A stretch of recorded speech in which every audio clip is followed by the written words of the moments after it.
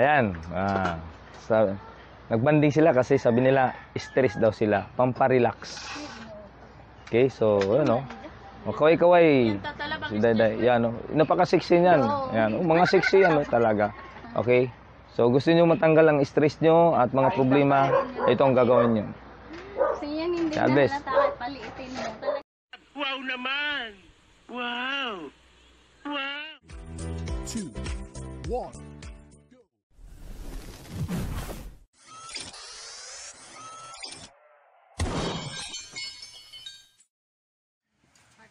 Magandang isang mapagpalang pagkakataon mga katotoo.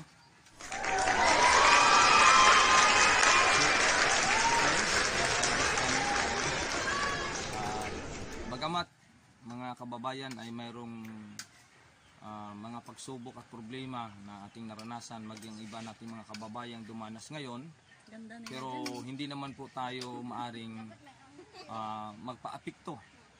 At sabi nga ng Bible sa Proverbs chapter 17 verse 22, ang pagkamasiyahin ay gamot sa ating katawan o kalusugan. At sabi po ng Philippians chapter 4 verse 4, rejoice always, again rejoice in the Lord. So bagamat mayroon tayong nararanasan ng mga pagsubok, dapat din po tayong maging masaya sa gitna ng mga pagsubok nating naranasan. At hindi hadlang yon. Okay, so kami po ay nanalangin para sa ating mga kababayan na apektuhan ng bagyo. Ang Diyos ay patuloy na kumilos at umabot sa inyo. So ito po mga katotoo, tingnan po natin ang mga kababayang ito ay talagang gusto lang ma-enjoy. Kasi sila pag may problema, para hindi maapekto ng stress, gusto lang nila kumain. At alam niyo po ba yung mga ang kakainin nila ngayon? Tingnan niyo po, oh. Ayan, wow, kamuti. Oh my God, sarap talaga. Gusto niyo yan? Ito pa ay, wow, kinilaw. At ito, salad na talagang litos and pipino. At ito pa, oh, kamuting kahoy na ginataan. Wow, talagang iwan ko lang. Kung itong lagi nilang kinakain sa loob ng isang buwan, wow, 100 ang 100 kilos ng bawat isa nito.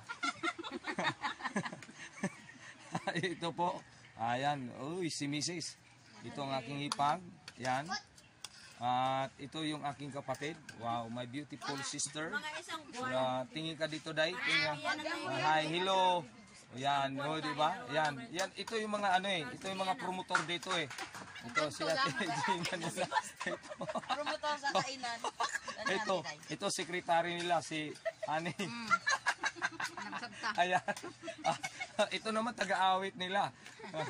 Ayan. Dancer. Ito, taga-utos niya. Okay, ano na yan eh, pahabaan ng edad.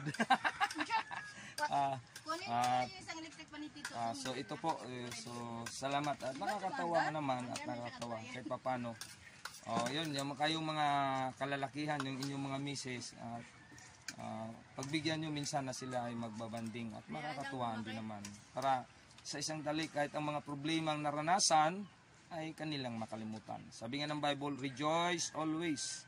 At ang pagkamasiyahin ay gamot sa ating katawan at kalusugan. Yan. So, ganun lang po.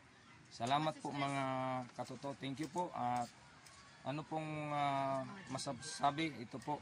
Ayan. Ano pong masasabi ninyo? Ayan. Sabi namin, busog na po. Salamat sa pagkakas. Busog. Thanks God. Ayan. Pati ako dito naglalaway sa kakan. Wow, talagang banat. Baka na. Ayan, yan. Kain! So, sabi ko pa naman magda-diet na ako. Talaga kamuti, oh. Yan. So, kami po talaga mahilig sa kamuti at kinilaw.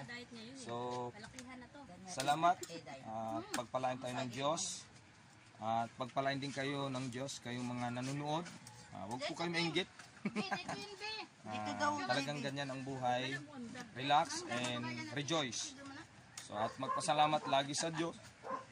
Pasalamatan natin ang Diyos sa lahat ng bagay. Sabi ng 1 Thessalonica chapter 5 verse 18. Lagi tayong magpasalamat. Anumang dumating, anumang nangyayari sa buhay natin, sapagkat ito ang kalooban ng Diyos sa pamagitan ng ating bless you all. God bless po sa lahat ng sumusubaybay, nag-subscribe. Yan. Nagtanong daw anong vlog ba to? Lede, vlog na to.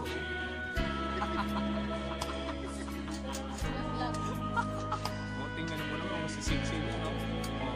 So, biglang nilit.